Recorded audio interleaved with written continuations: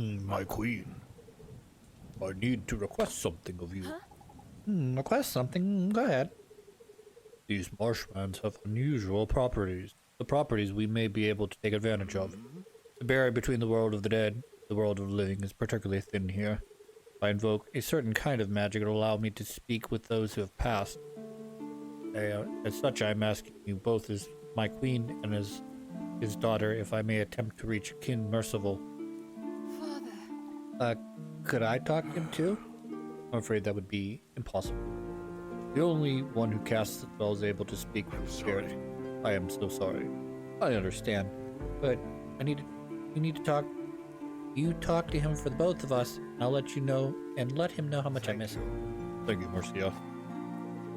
Please stay in the camp even if you hear sounds of combat. This is necromantic magic. It will draw the undead to me. Oh, okay. Well, maybe tell me that first next time.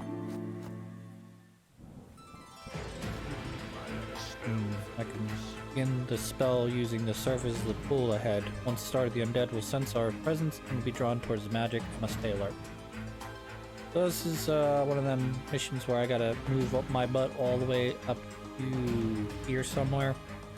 And we're going to get more of the storyline here as we move forward. Wait here. And I'll begin casting the spell.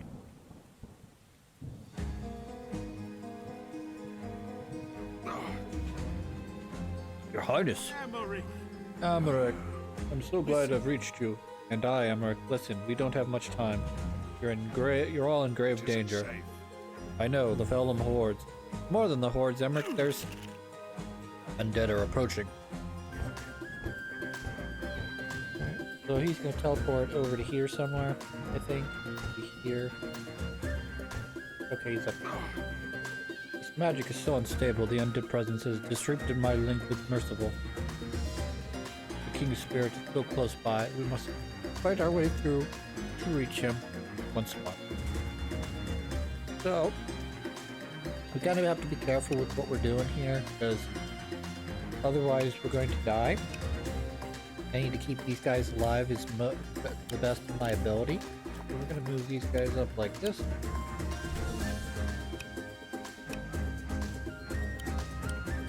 Up here. Here, and then that should be good for next turn.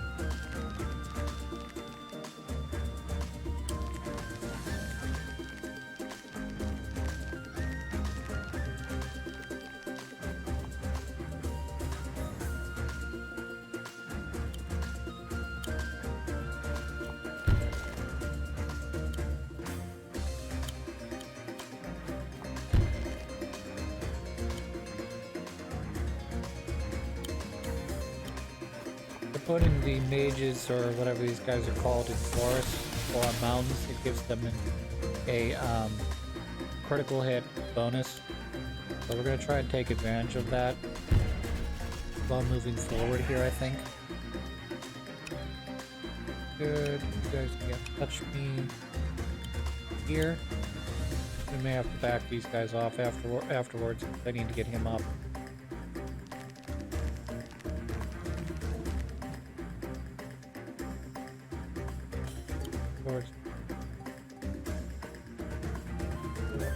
Right about here, it looks like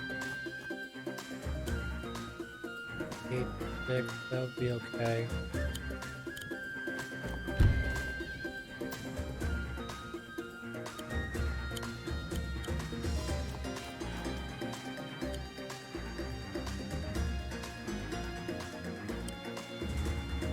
The unfortunate part is using those 3 spaces, 1, 2, 3, which is put them right here, unfortunately.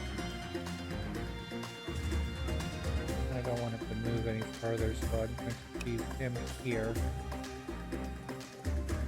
I'm going to take a lot of damage. Oh, end our turn. See how this goes. This is probably a mistake. Okay, that's fine. I don't care about you. However, the pyramid I do care about.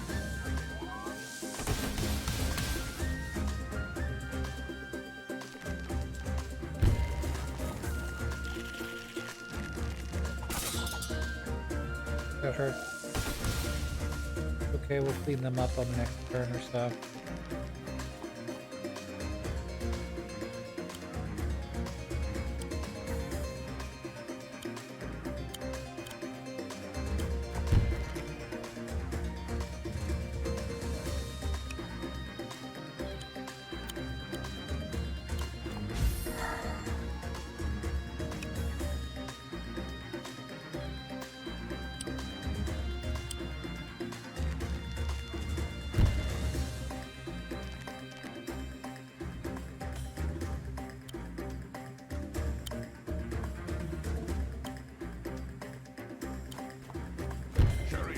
Defend us!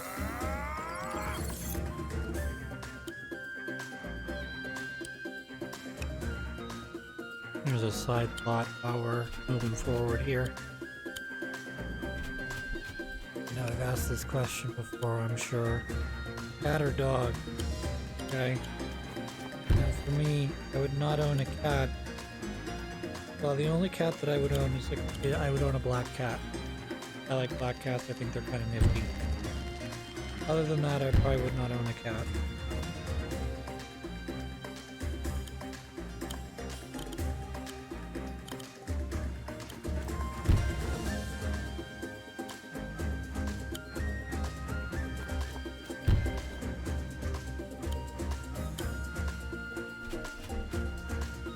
Cats have a singular thing I think are kind of nifty about them, and that is they're very independent, but that is also a mixed blessing and a curse.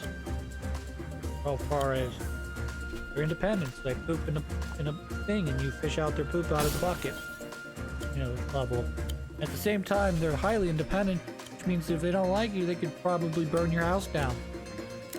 Teach you a lesson for not worshipping them as a god or something.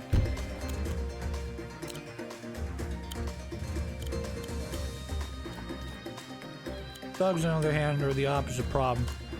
They don't. They'll let you know if they have to poopy or pee-pee, but if you can't fulfill their need, they'll just poopy and pee-pee on the floor.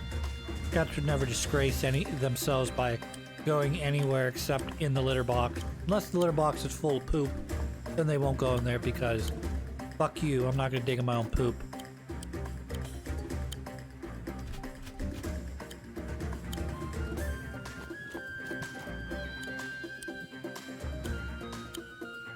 On the hand, dogs are very needy. They're like, hey, be my friend. And I'm like, yeah, I want to be your friend. And cats are like, I don't care. Some cats don't care if they're your friend or not. They want to be a scamp and climb up on things and be an asshole, you know?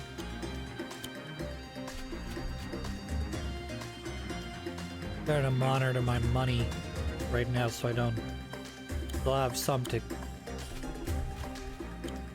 keep all the troops close. They know that I'm about a turn or so away from capturing this next point.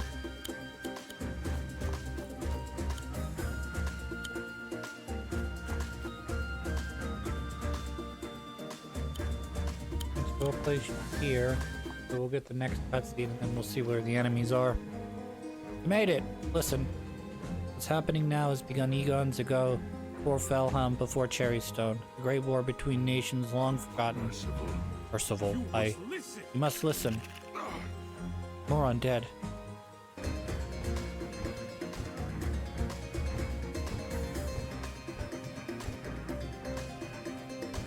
So he's up here now.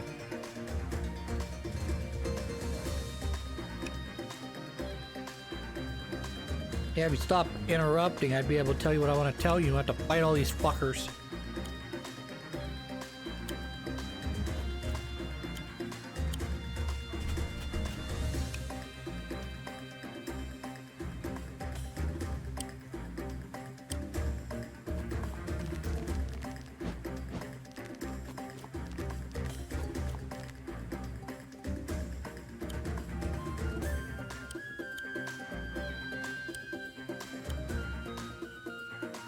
Determined that I have an unhealthy obsession with a fictional character, or fictional characters, if you will. I have and I don't. Again, this is not any canonical reason whatsoever. It is entirely in my brain, entirely made up. But I have a weird fascination with the character from the Mario series known as Princess Daisy. She has about as much storyline, background story, character development as like a Rosalina or I don't even know if there's another like character that would be. I mean, she's got slightly more than Waluigi, but not as much as say like I don't know, like even Birdo I think probably has more like going for her than that.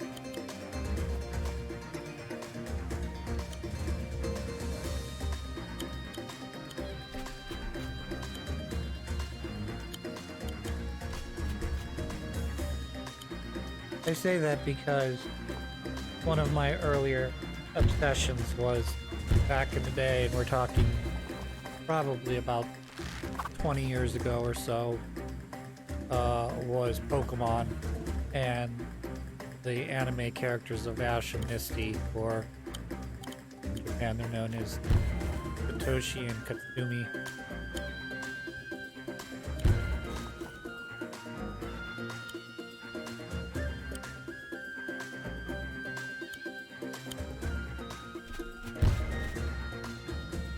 Now that they're wrapping up the Ash's Pokemon journey, kind of interested to see how it ends.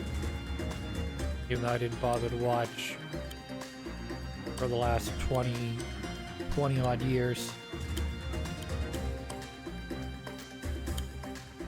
Because, you know, you get old and, you know, eventually you get tired of watching Pokemon cartoon anime. Just like, is it ever going to end? And they're like, nah, we're just gonna keep going. So, you know, our target demographic that watch us as children have children of their own. You know, like I started watching Pokemon around the time my youngest brother was born, and like he's in his 20s now, like mid-20s. So, yeah, could very much be married and have a kid now. Not be much of a stretch even for the average person, you know. Go to college, find a job, meet someone, settle down, start having children around 24, 25. Not out of the realm. That's all I'm saying.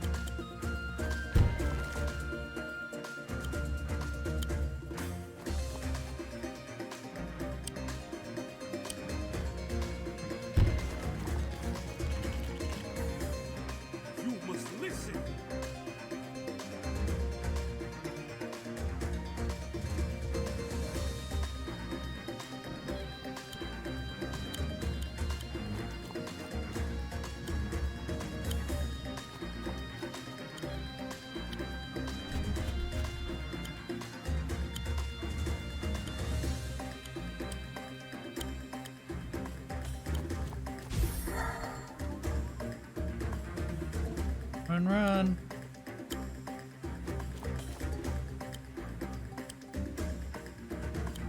I can tell already I'm not going to get a very good score on this because I think the game wants you to, like, basically sprint from one area to the next with your lord.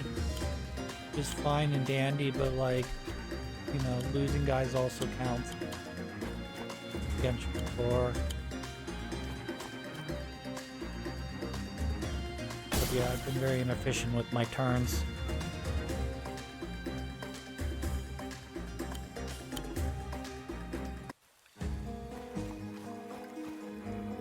We were speaking of a war. It was called the Great Dissonance, the monstrous bloody struggle. So many died that wasn't enough land to bury them. For a decade of conflict, a nation called Kanakapi, acting in despair and desperation, sought to end the bloodshed once and for all, and they brought something into the world, something they could not control, something evil. Not the Bell Gauntlet? No, a weapon of far greater power. Its name was Requiem.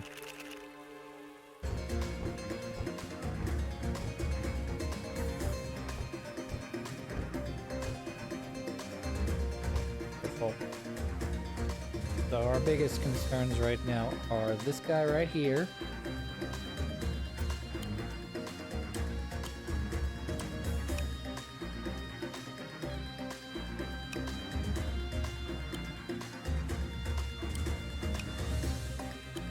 We'll go over one, we'll wait. Go up here, wait.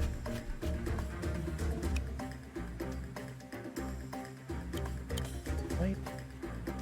That.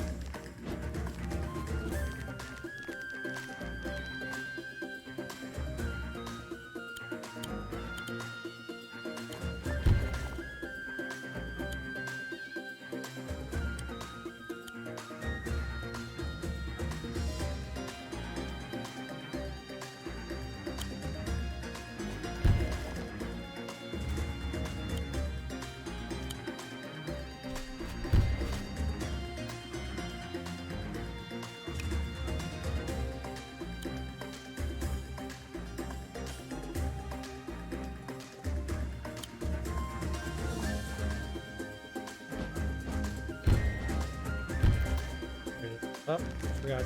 You guys are good against those guys. Never mind. Please ignore me.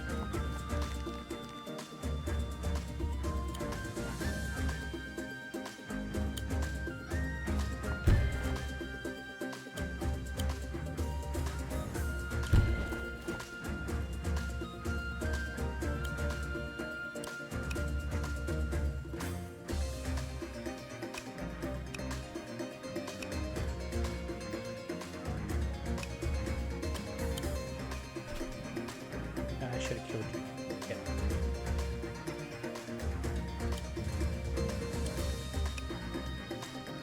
Let's go. Okay, let's go.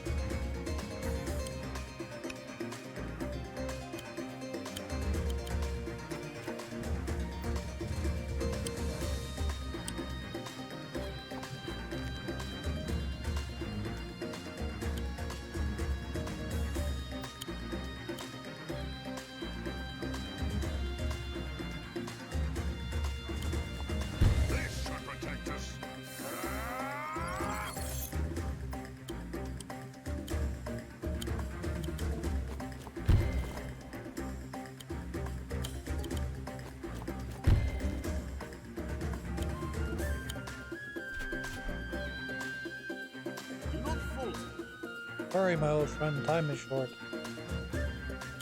I would go as fast as I could.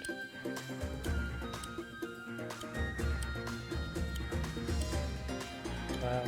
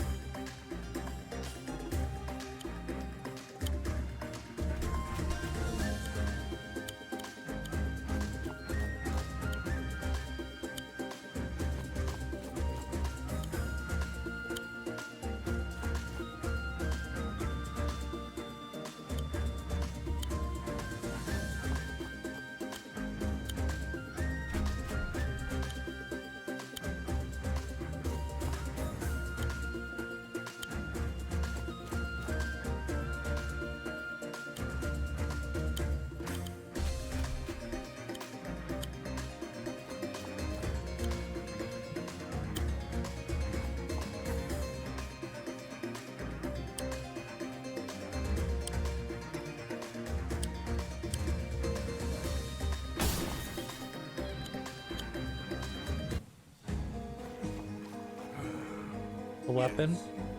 Yes, Reckham's creators sought to wield it just like any other weapon.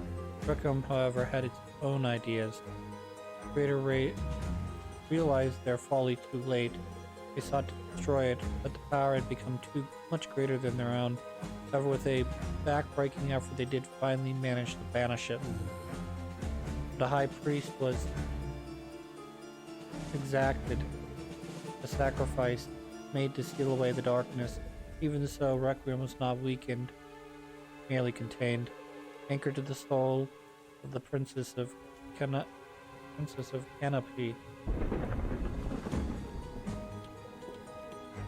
It still sleeps, shackled inside the dragon's cradle.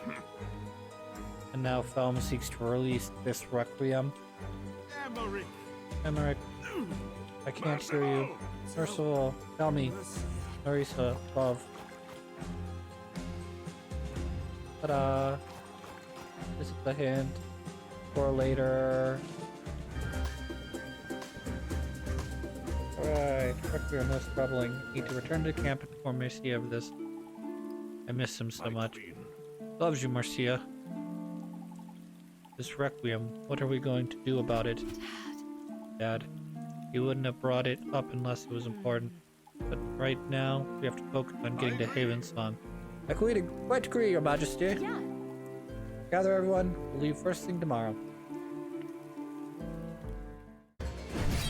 Victory! B for crappy. Alright, we did it. We made it to here, and we're gonna go to here now.